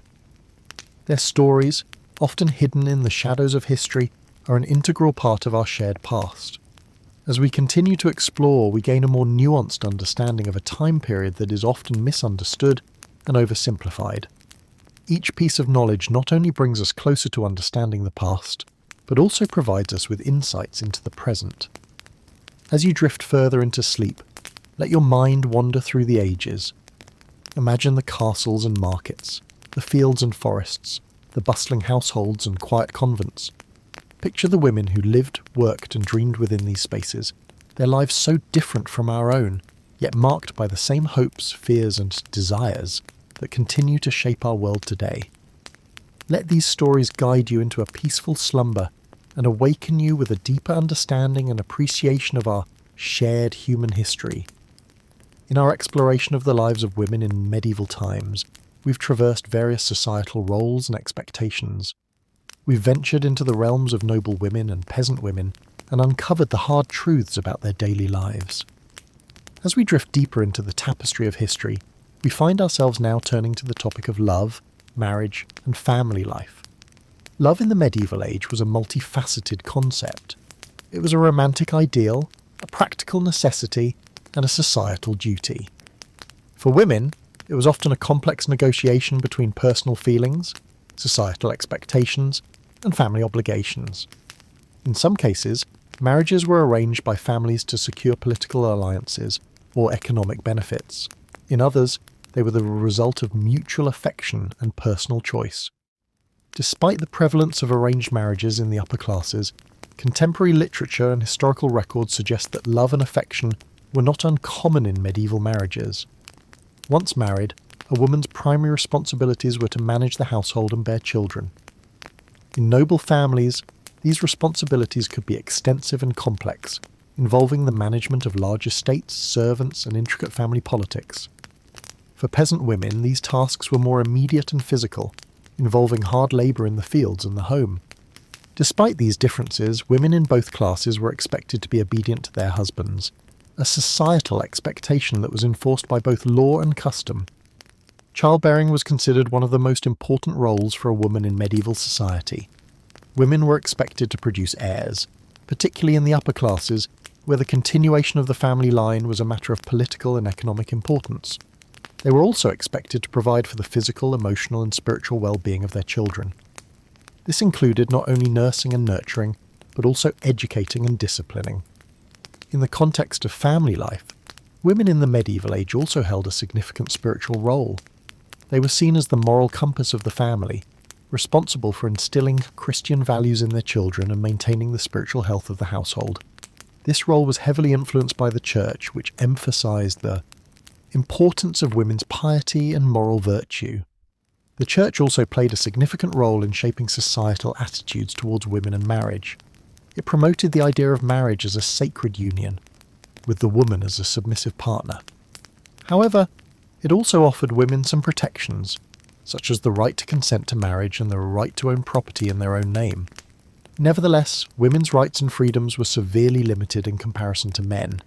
They were subject to their husband's authority and had little legal recourse in cases of abuse or maltreatment. This was particularly true for women in the lower classes, who had fewer resources and less social standing to protect them. As we drift off into the comforting embrace of sleep, it is important to remember the bravery and resilience of these women. They navigated a world that was often harsh and unforgiving, carving out their own spaces of love, family and faith within it. Despite the limitations imposed upon them, they found ways to express their individuality, their desires and their dreams, and in doing so they laid the groundwork for the freedoms and opportunities that women enjoy today. As we now transition into the next section, we will delve into the fascinating world of women's work during the medieval times. From the bustling markets to the quiet monasteries, we will uncover the many ways in which women contributed to the economic and cultural life of their societies. But for now, let us rest and rejuvenate, secure in the knowledge that we are continuing our journey through history together. Good night, dear listener, and sweet dreams. As we continue our exploration into the lives of women in the medieval period, we now turn our attention to an often overlooked aspect of their existence, the influence of religion and spirituality. Women's lives in the Middle Ages were deeply intertwined with the Church, which was a central pillar of medieval society. Not only did it provide spiritual guidance, but it also served as a regulator of social norms and moral standards. The Church taught that women, like men, were made in the image of God and were equally capable of achieving salvation. However, women were also seen as weaker, more prone to sin, and in need of protection. This belief stemmed from interpretations of the Bible, particularly the story of Adam and Eve, where Eve was depicted as being created from Adam's rib, suggesting a subordinate status. The tale of Eve yielding to the serpent's temptation and causing the fall of man was also used to justify women's perceived moral weakness. Despite these negative stereotypes, the Church also honoured the Virgin Mary as the Mother of God, providing a positive, although unattainable model of womanhood. Women were expected to observe religious practices diligently, and their day-to-day lives were punctuated by prayer. They were also responsible for instilling Christian values in their children. Many women found solace and a sense of purpose in their faith, particularly given the harsh realities of medieval life. The Church offered a sense of hope and reassurance, promising eternal life in heaven for those who lived in accordance with God's laws. However, the Church was not just a spiritual institution. It was also a political and economic powerhouse, owning vast amounts of land and wealth. This power was overwhelmingly in the hands of men, with women largely excluded. From positions of authority, women could not become priests, bishops, or popes, and were generally barred from delivering sermons or administering sacraments. Despite these restrictions, some women found ways to carve out influential roles within the Church. Convents offered one of the few opportunities for women to gain an education and to escape the confines of marriage and motherhood. Nuns, like monks, took vows of poverty, chastity, and obedience. They devoted their lives to prayer and contemplation, but also undertook practical work such as nursing the sick, teaching, and making manuscripts. Some nuns rose to become abbesses, gaining substantial power and responsibility within their religious communities. There were also a number of notable female mystics during the Middle Ages, women who claimed to have direct personal experiences of God. Figures like Julian of Norwich and Hildegard of Bingen wrote influential theological works and were respected for their spiritual insights. Their writings provide a valuable window into the spiritual lives of medieval women, demonstrating their capacity for deep theological thought and their desire for a personal relationship with God.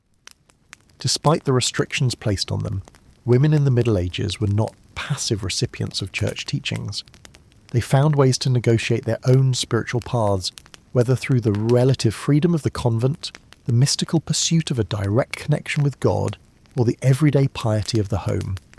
Their stories remind us that even within the constraints of a male-dominated society, women have always found ways to assert their agency and shape their own experiences. As we move forward in our exploration, we will examine another crucial aspect of women's lives during the Middle Ages, their roles in the world of work. But for now, let this image of the medieval woman as a spiritual being, navigating the complexities of faith and morality within the confines of a male-dominated church, guide your dreams and thoughts as you drift further into restful sleep. As we continue to journey through the experiences of women during the medieval times, we come now to the realm of medicine, healthcare, and childbirth. It is important to understand that in this period the separation between the spiritual and the physical was not as distinct as it is today. Many of the medical practices were bound up in religion and superstition. Women played a significant role in healthcare during the medieval times. They were often the caregivers within their own households, a role that extended to the community at large. This was particularly true in rural areas, where professional medical help was scarce. Women would use a combination of herbs, prayer, and practical knowledge to tend the sick. However, in more urban areas, the professional role of the healer began to be monopolised by men, with women often being relegated to the role of assisting in surgeries or acting as midwives. Speaking of midwives, childbirth was a particularly risky endeavour during the medieval period. The mortality rate for mothers was high due to complications during delivery and the lack of understanding about hygiene.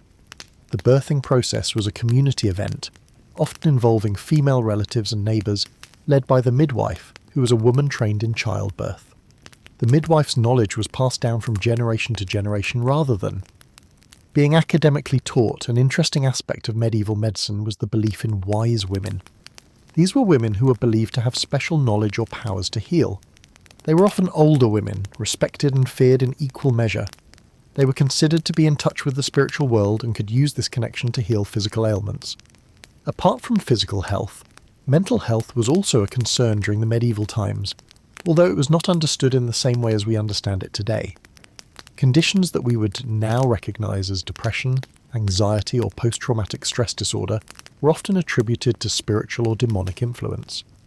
Treatments ranged from prayer and fasting to more drastic measures such as exorcism. In the realm of education, opportunities for women were limited. Most women were illiterate, and those who could read and write were usually from the nobility or the church. It was generally believed that women did not need to be educated, as their primary role was to bear and raise children. However, there were exceptions. Some women, particularly those in religious orders, were highly educated. They were able to study art, music and literature, and some even wrote influential theological works. Despite these restrictions, women found ways to influence and shape their world. They might not have had access to formal education, but they were often skilled in herbalism, weaving, brewing, and a host of other practical skills. They played crucial roles within their communities, often acting as peacemakers, mediators, and counsellors. The lives of women during the medieval times were marked by hardship and restrictions, but also by resilience and resourcefulness. They navigated a world that often undervalued them, finding ways to express their creativity, spirituality, and intellect within the constraints placed upon them. As we continue to navigate the experiences of women during this historical period, we will discover that their stories are not just tales of subjugation, but also narratives of resistance, innovation, and strength. In our next section, we will delve into the daily routines and social activities of women in the medieval times, providing a vivid glimpse into their everyday lives. So close your eyes and let the soothing cadence of history lull you into a peaceful slumber as we prepare to journey further back in time. In the historical tapestry that is the Middle Ages, the thread of women's lives weaves a complex pattern. As we delve deeper into the period spanning from the 5th to the 15th century, we find that the lives of women during these times were far from homogeneous. Their experiences and roles were largely influenced by their social status, geographical location, and the prevailing cultural norms of the time. The roles of women in the medieval period were multifaceted. They were mothers, wives, daughters, and sisters, but they were also business owners, healers, and farmers. The roles they occupied were often determined by their marital status and their lineage. Unmarried women, including widows, had more legal rights than their married counterparts.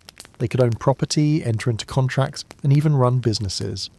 Understandably, these were significant roles that contributed to the economic fabric of the society. Married women, on the other hand, were expected to bear and raise children, maintain the household, and support their husbands' occupations. They had fewer legal rights than unmarried women due to the doctrine of cover, which held that a woman was covered by her husband's identity and therefore had no separate legal existence. However, this did not mean that they were inactive or unimportant. On the contrary, they played crucial roles in managing their households, which often included overseeing servants, managing finances, and taking care of agricultural duties. Women of noble birth lived lives that were vastly different from those of the lower classes. They were usually educated, often in convents, and they were expected to be well versed in social etiquette. These women had more leisure time and were often involved in political machinations.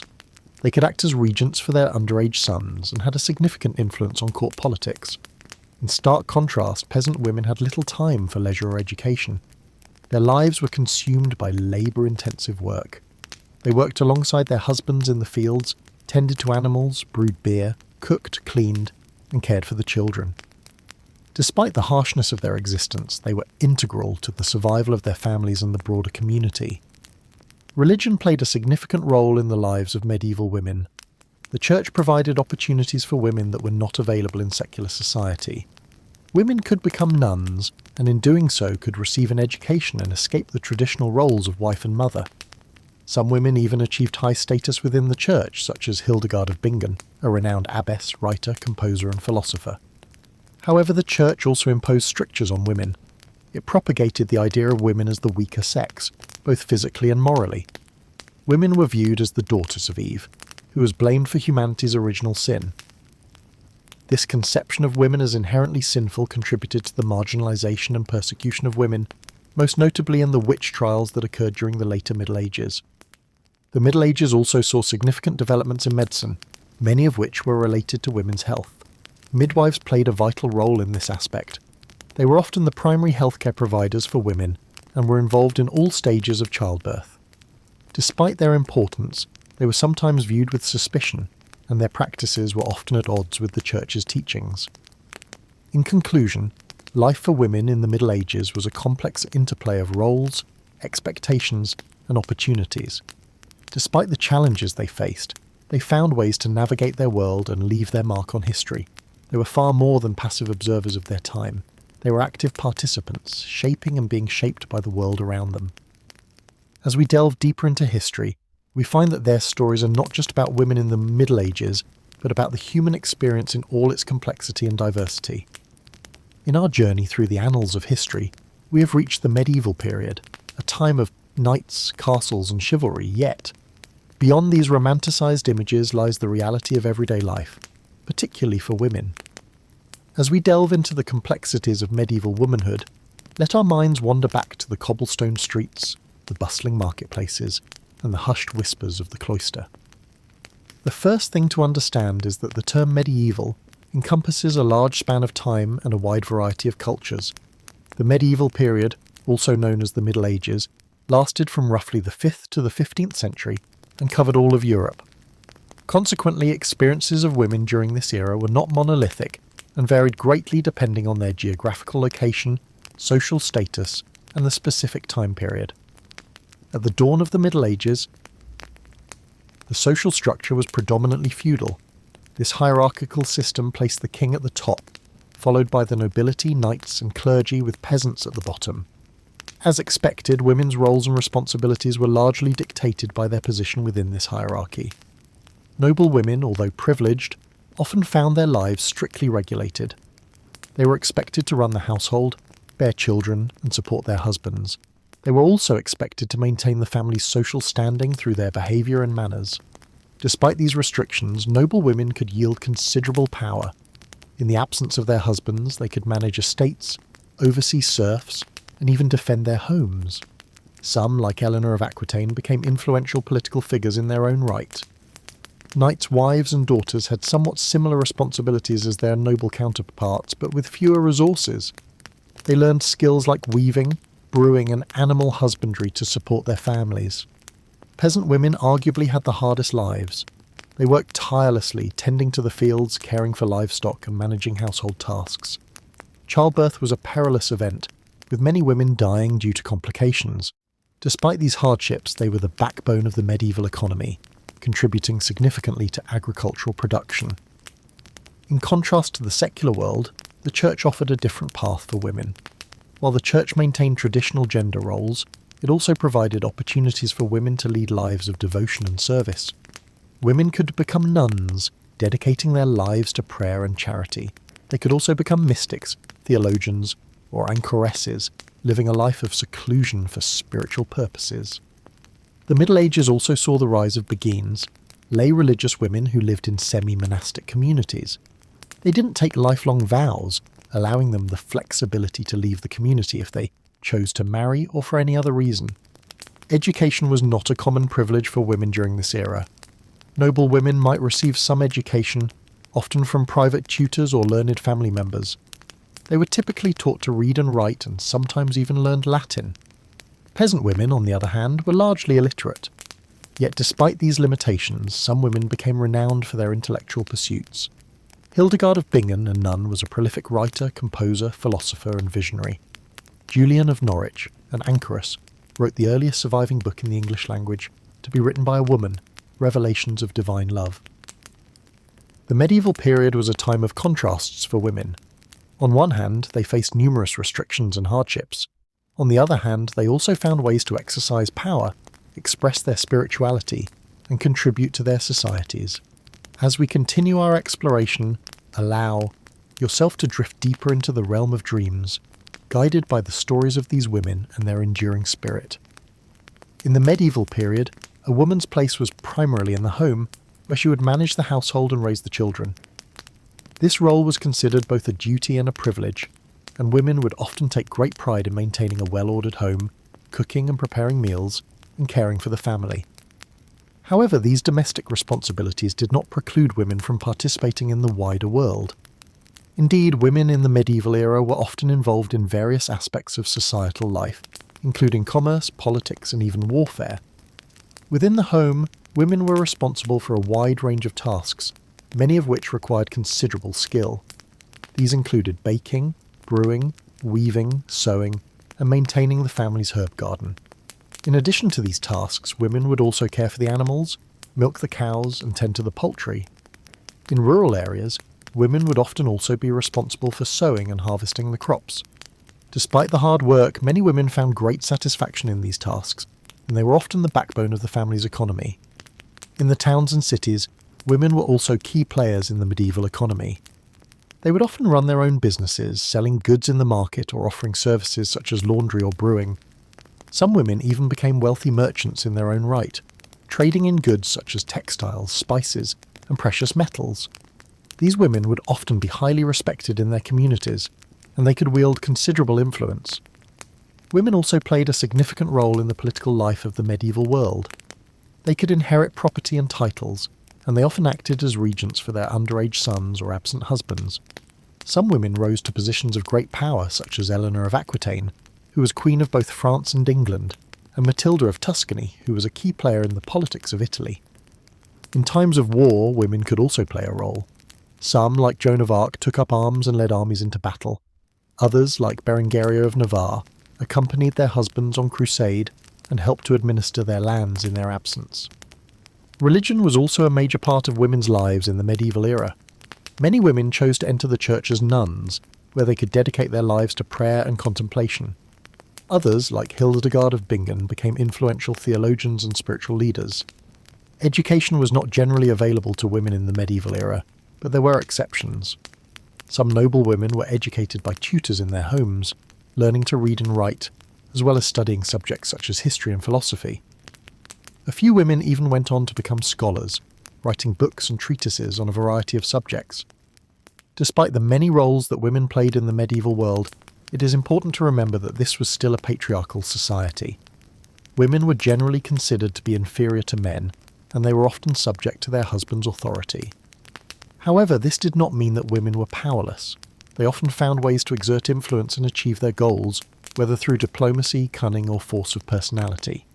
The lives of women in the medieval period were complex and varied, shaped by their social status, their family circumstances, and the wider cultural and political context in which they lived. They faced many challenges, but they also had opportunities for influence and achievement. Their stories provide a fascinating insight into a world that was very different from our own, but also strikingly similar in many ways. As we delve further into the tapestry of medieval women's lives, we find ourselves in the realm of women in the workforce. It is a common misconception that women during this era were confined to their homes, performing only household chores. But in truth, women participated actively in the medieval economy, often managing their own businesses and trades. Consider the alehouse, a ubiquitous establishment in medieval towns. Brewing and selling ale was a trade dominated by women, known as alewives. These women had an intimate knowledge of fermentation processes and were skilled entrepreneurs. While men were off at war or labouring in the fields, alewives kept the ale flowing, an essential task given that ale was safer to drink than water, in a time before modern sanitation.